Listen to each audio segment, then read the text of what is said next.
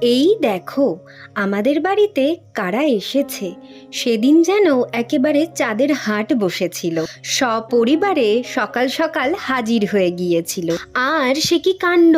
এক গাছ থেকে অন্য গাছে লম্ফজম্প শুরু করে দিয়েছিল। আর আমরাও বেশ মজাই পাচ্ছিলাম বিষয়টা দেখে। দেখেছো লেজখানা কত বড়! মনে হচ্ছে যেন এলিয়ে বসে লেজখানা আমাদেরকেই দেখানোর চেষ্টা করছে। আচ্ছা, সাধারণত আমরা কি জানি? হনুমান কলা খায়, সেই অনুযায়ী আমরাও কিন্তু ওদেরকে কলা খেতে দিয়েছিলাম।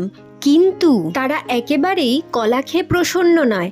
এর মধ্যে একজন তো আবার কলাকে ইগনোর করে চলেই গেল। এরপর আমি আর বাবা ওরা কি করে দেখার জন্য যখন আমাদের পিছনের বাড়িতে গেলাম, সেখানে গিয়ে দেখি ওরা আলু খাচ্ছে।